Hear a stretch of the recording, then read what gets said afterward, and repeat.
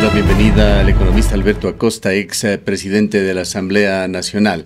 Economista Acosta, muy buenos días. Quisiéramos conocer su punto de vista cuando estamos a aproximadamente 20 minutos de que se inicie la sesión en la Corte Nacional de Justicia, sesión inicial de lo que se prevé será un largo juicio en contra del expresidente Rafael Correa, varios miembros de su gobierno y algunos empresarios relacionados con el caso Sobornos. Le escuchamos y le damos la bienvenida. Muy buenos días. Espero fervientemente que este sea un juicio apegado al debido proceso. Me parece que es fundamental que la justicia pueda actuar con total libertad y autonomía, llegue a una sentencia que sea castigatoria o absolutoria, que sea respetada por la sociedad. Eso será posible si realmente hay el debido proceso, independientemente de nuestras simpatías o antipatías políticas. Es importante que comencemos a respetar las decisiones judiciales.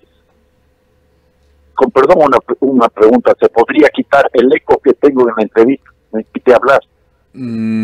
Pensamos que no, economista Acosta. Esto es parte de las comunicaciones telefónicas, lamentablemente quedan fuera de nuestro control. Tenemos que convivir con esta serie de defectos que se dan por telefonía celular.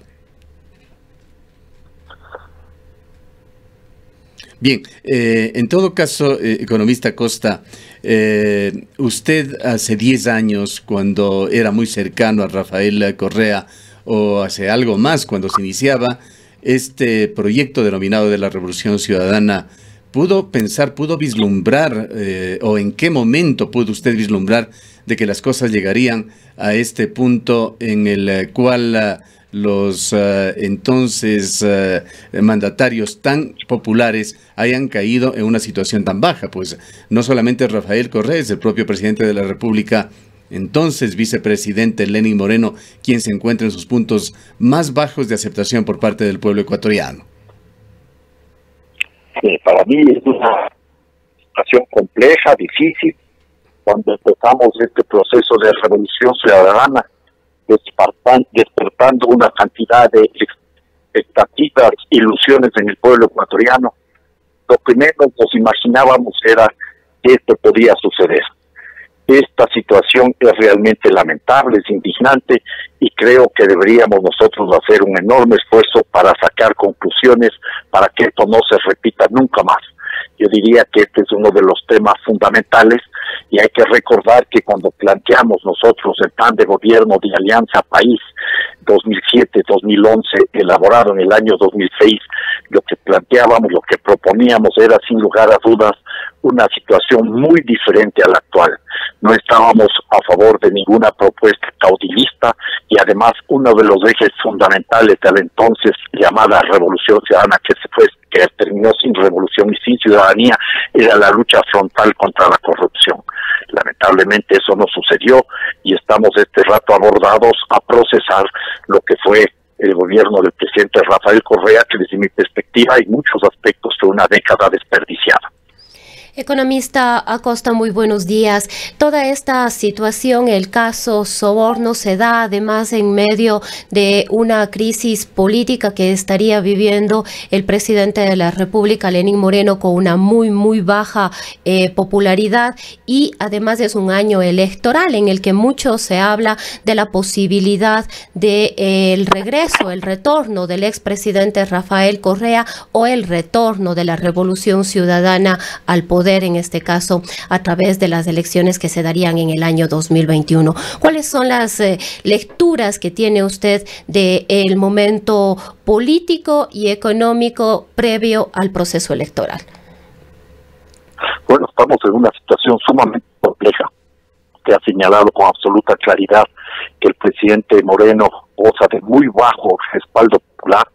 Su credibilidad está por los suelos, es un gobierno tremendamente débil, es un presidente que comete acciones, por qué decirlas, equivocadas, torpes, claramente torpes, con algunas declaraciones inútiles, innecesarias, que exacerban el ánimo de la gente, y en ese sentido además, en el ámbito económico, la situación es sumamente complicada. La economía nacional viene en un franco proceso de estancamiento desde el año 2015. En el gobierno de Correa empieza ya ese proceso de estancamiento y de ajuste, y se acelera de una manera perniciosa, perversa, con el gobierno del presidente Moreno, que se acoge abiertamente a las recetas del Fondo Monetario Internacional, que bien sabemos por la experiencia nacional y la experiencia internacional no va a ayudar a resolver los problemas, al menos no va a traer tranquilidad a los hogares ecuatorianos, que se ven cada vez más afectados por políticas que tienen que ver, por un lado, por ejemplo, con restricción de las inversiones sociales,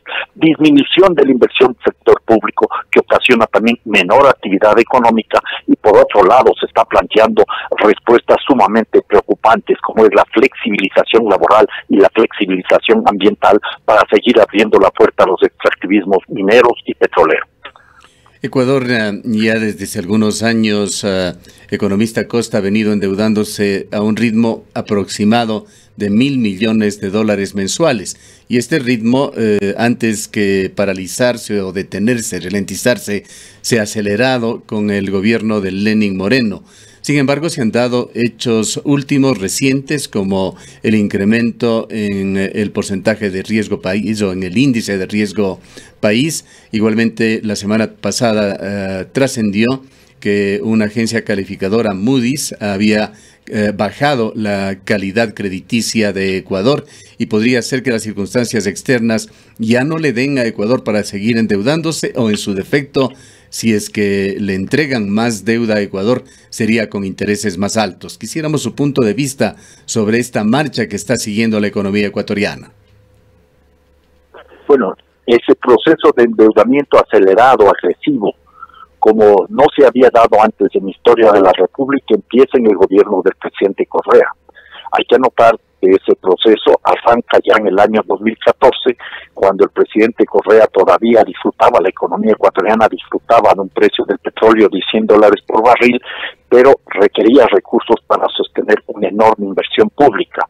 Y se acerca al Fondo Monetario Internacional, consigue la bendición del Fondo Monetario Internacional para colocar bonos del Estado ecuatoriano en el mercado financiero por $2.000 millones. Y arranca entonces un proceso de endeudamiento agresivo, pero que sostenía una inversión pública importante, que a la vez era el motor de la economía.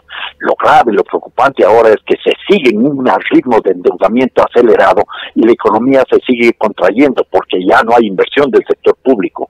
Si en el año 2013 la inversión del sector público superaba los $8.000 millones, el año pasado llegó en el presupuesto algo más de $3.000 millones, de los cuales se ejecutaron porcentajes muy bajos. En ese escenario, la situación del país es realmente preocupante. Está cumpliendo el Ecuador con gran parte de las recomendaciones, hablemos claro de las imposiciones del Fondo Monetario Internacional, está dando paso a una serie de políticas de ajuste que golpean a la sociedad y al aparato productivo, y los resultados son catastróficos, porque por un lado la economía no se reactiva ni se va a reactivar con este tipo de políticas económicas, y por otro lado el mercado financiero internacional nos está castigando. Me parece que la situación del Ecuador en este año 2020 y lo que va a venir en el 2021 es cada vez más complicada. Un gobierno debilitado en extremo, un gobierno que no cuenta con credibilidad ni respaldo popular, y un gobierno que tiene que cumplir sus funciones, esperemos que sin generar nuevos destrozos, nuevos actos vandálicos, como fue el incremento de los precios de los combustibles en octubre del año pasado. Economista Acosta, uno de los aspectos en los cuales está poniendo su atención el gobierno es en lo que han denominado la monetización de algunos activos del Estado. Este es un esfuerzo que ya se viene intentando desde la administración gubernamental anterior. El año pasado hubo también un intento, e incluso en este presupuesto del año 2020 se han colocado algunos recursos que provendrían precisamente de estos procesos. ¿Cómo ve usted esta situación? Esto se llama privatización. ¿Por qué usar otro término y no decir las cosas con claridad? Se quiere privatizar algunas empresas, algunas actividades del sector público. Y lo que es grave y preocupante, se quiere privatizar empresas, actividades sumamente lucrativas, que podrían ser más eficientes. No lo dudo, pero que en lugar de ser privatizadas deberían ser mejoradas. Por ejemplo, tratar de vender la empresa de la telefonía nacional de CNT, es un acto realmente irresponsable, porque pueden ser recursos para ahora, pero se pierde en el mediano y largo plazo la posibilidad de obtener grandes utilidades. Al contrario, si nos mantenemos en el ámbito de las telecomunicaciones, habría que hacer que la CNT funcione con verdadera eficiencia, que es posible, y además establezca algún límite a esas ganancias extraordinarias de las otras empresas telefónicas que tienen beneficios, utilidades al año sobre patrimonio neto que superan el 90%. No sé si la gente se da cuenta de lo que está sucediendo. Las empresas telefónicas a las cuales el gobierno les da una serie de beneficios tienen ganancias enormes, increíbles, algo intolerable en una economía como la nuestra, más aún en una economía dolarizada. Luego, tratar de vender el Banco del Pacífico, que debería ser uno de los ejes para enfrentar el oligopolio bancario, no solo que es un error financiero, sino un error de política económica, porque el Banco del Pacífico, conjuntamente con la banca pública, puede conformar un frente para tratar de disminuir al menos el poder que tiene la banca privada, que es la que se ha conformado en la actualidad en el gran poder económico y político. En ese sentido, es otro gran error del gobierno del presidente Moreno. Y me temo que al paso que va, muchas de esas monetizaciones, privatizaciones no van a funcionar, inclusive por sus errores políticos y porque va perdiendo credibilidad también en el mercado financiero internacional.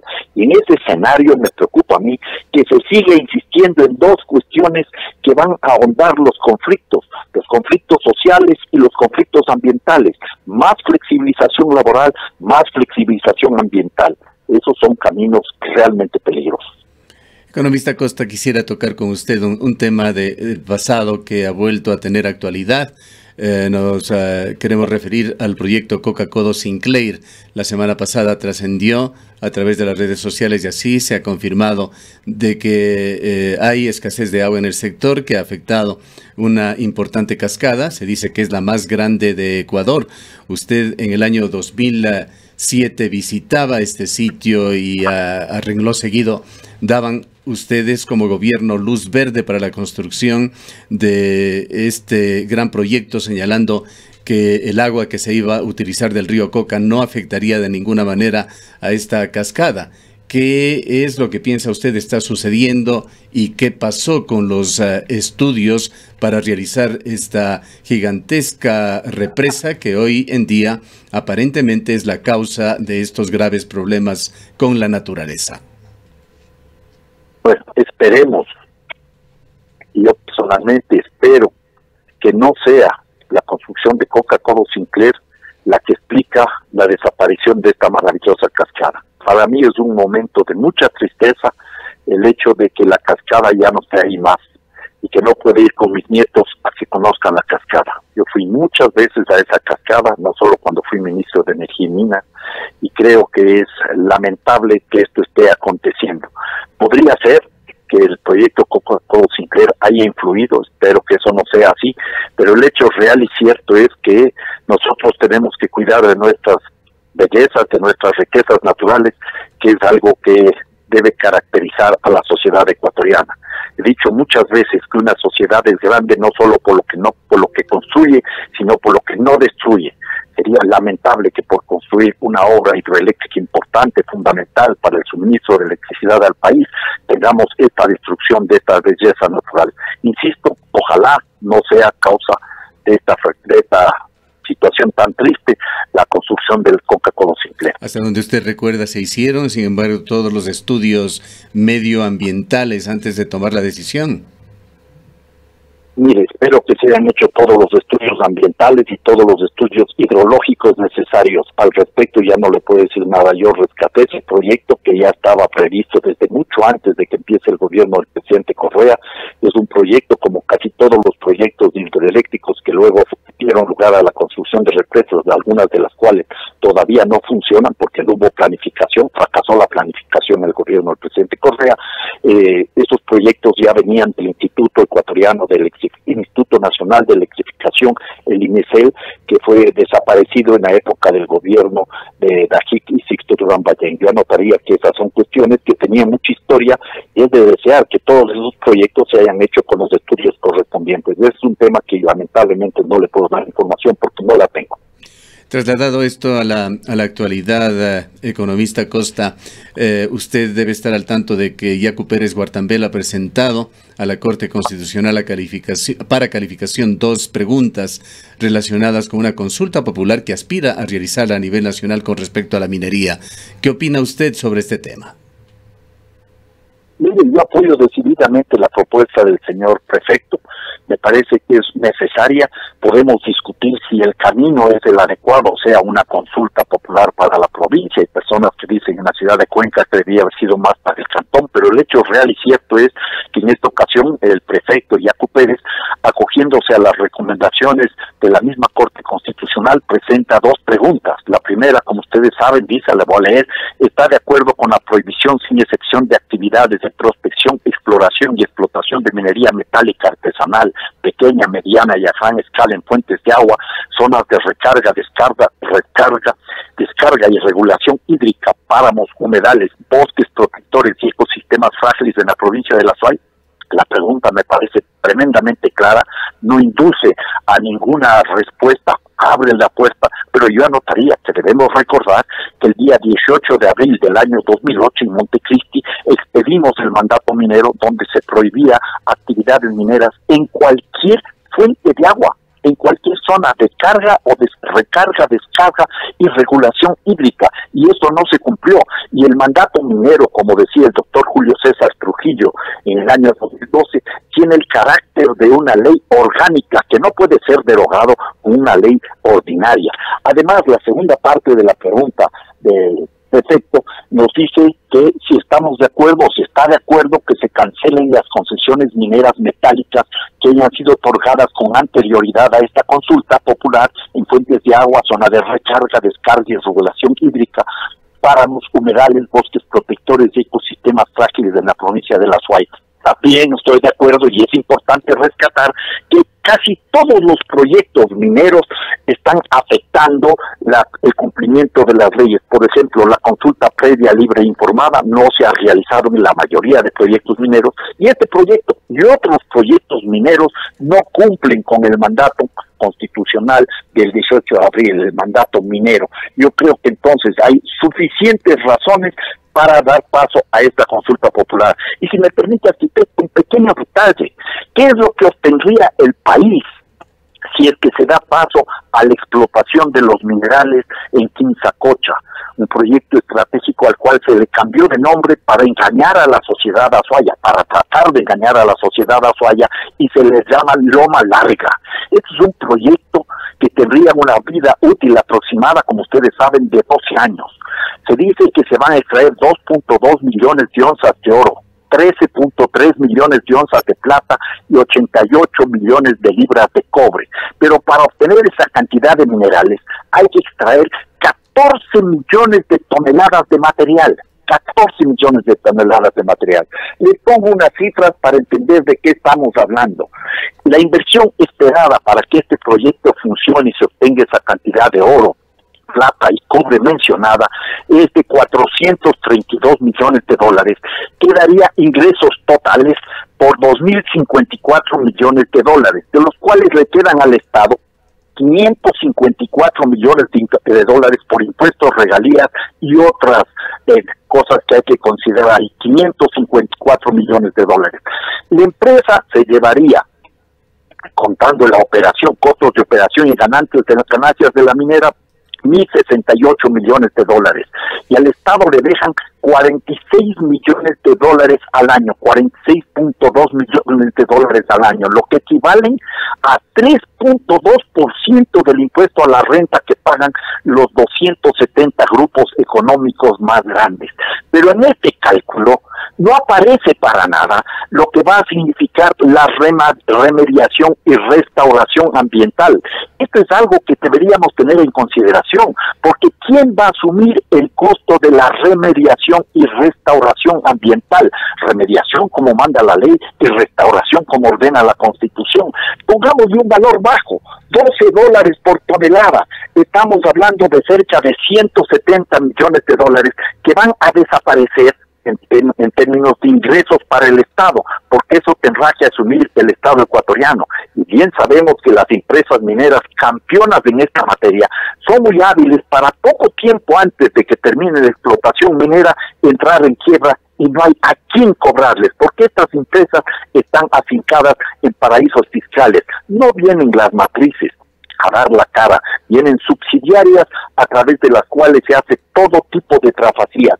Y esta forma de relacionarnos, esta forma de organizar la actividad minera, se refleja a nivel nacional. El Estado ecuatoriano no va a obtener los recursos esperados. La minería es una verdadera estafa económica, además de que se sustenta en una destrucción ambiental, afectación a las comunidades e irrespeto a la ley y a la Constitución. Yendo al proceso electoral que se realizará en un año, economista Costa, ¿cómo mira usted este proceso preelectoral que está dándose ya en diversas organizaciones políticas, particularmente en las organizaciones indígenas a las cuales usted ha sido cercano?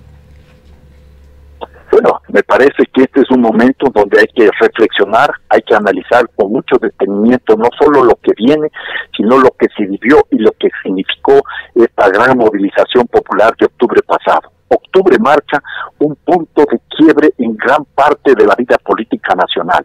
Para unos es la oportunidad de entender que el poder se ejerce mucho más en las calles que simplemente en las urnas, y se debería combinar las cosas. El movimiento indígena y los movimientos sociales no deberían perder de vista en ningún momento esa posibilidad que tienen permanentemente de ser actores de la vida política nacional, sin necesidad de ir pensando exclusivamente solamente en los procesos electorales.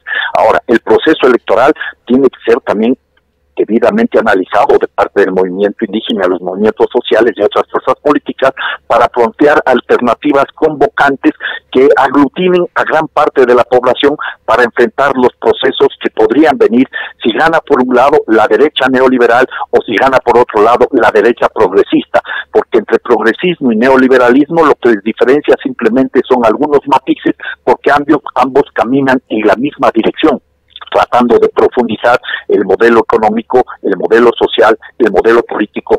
Hablemos no solo de modelo, sino la civilización capitalista. Para culminar, ¿cómo ve usted los pasos que está dando por su parte la derecha ecuatoriana? En este fin de semana en Guayaquil se anunció el nacimiento de un nuevo movimiento de ultraderecha que califica incluso a partidos como el Social Cristianismo o a Creo como partidos de derecha infiltrados por la izquierda, y pretende asumir una posición de ultraderecha en la línea de Vox de España o de la del presidente de Brasil, Jair Bolsonaro. Pues es lamentable que las derechas no entiendan qué es lo que está pasando en el país. No solo las derechas extremas, como este grupo que usted acaba de mencionar, o la derecha social cristiana, o la derecha de Creo, sino la derecha inquistada en el gobierno. Hacen lecturas, a mi modo de ver, tremendamente equivocadas de lo que sucedió, y ven simplemente algunos en que creen algunos que esto fue un intento de golpe de Estado del correísmo, y no comprenden lo profundo de la movilización popular, que va más allá de las bandas del movimiento indígena, que son muy importantes y estuvieron presentes, no solo en temas de liderazgo, sino de contenido, sino que hay una suerte de creciente frustración en la sociedad ecuatoriana. Hay miles de personas, sobre todo jóvenes, que están dispuestos a jugarse la vida sin tener un horizonte claro. La pérdida de expectativas, la frustración es una de las características de estas movilizaciones de octubre, que también está presente en otras partes del planeta, en nuestra América, en Colombia, en Chile. También podríamos hablar de algo similar en Bolivia y en Venezuela, y también en otros lugares del mundo. Este es un tema que debe hacernos nosotros reflexionar con claridad y con tranquilidad, porque la promesa de la modernidad, del bienestar para todos, está resultando un fiasco. Sabíamos desde antes que esto iba a suceder, pero esto se está agudizando últimamente y esto explicará no solo lo que sucedió recientemente, sino nuevas movilizaciones, nuevas protestas que surgirán desde los movimientos sociales organizados y también desde grupos autonómicos y desde grupos que puedan surgir sin ninguna planificación, frente a lo cual el gobierno equivocadamente responde creyendo que es de aumentar la represión, y escuchamos con la preocupación que incluso hay autoridades municipales que reclamen que la respuesta sea disparar, disparar y disparar, cuando lo que requerimos es primero pensar por qué sucede esto, analizar las causas de una intolerable y creciente delincuencia que tiene que ver mucho con las desigualdades y pérdida de expectativas de la población.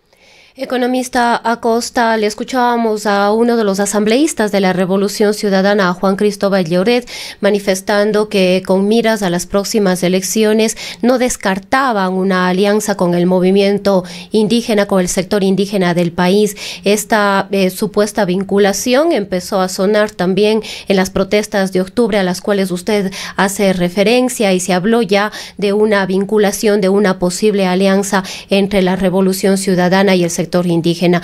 Los líderes indígenas, le hemos escuchado tanto a Jaime Vargas como a Leonidas Issa negar esta posibilidad. Sin embargo, ¿cómo ve usted esta situación? A mí me parece que sería un grave error que el movimiento indígena, que sufrió 10 años de persecución, de criminalización por parte del correísmo, pacte ahora con esta fuerza política. Eso sería un error histórico, una enorme equivocación, porque, insisto, la diferencia entre progresismos y neoliberalismos es simplemente de matices y no de cuestiones de fondo. Ambos transitan en la misma dirección para modernizar el capitalismo. Ahora, el movimiento indígena tiene que ser suficientemente claro para asumir el reto, sin perder la perspectiva de la movilización popular, donde está su verdadero poder, y convocar a otras fuerzas sociales y políticas con las cuales se puede proponer un programa de gobierno. El movimiento indígena, concretamente el Parlamento de los Pueblos, liderado por la CONAIE, ya planteó un programa de gobierno en el ámbito económico que debe ser profundizado, debe ser mejorado y debe ser discutido a nivel nacional. Yo creo que esa es la gran fortaleza del movimiento indígena y de los movimientos sociales en este momento en el país. Muchas gracias. Le agradecemos por su presencia en este noticiario al economista Alberto Acosta, expresidente de la Asamblea Nacional.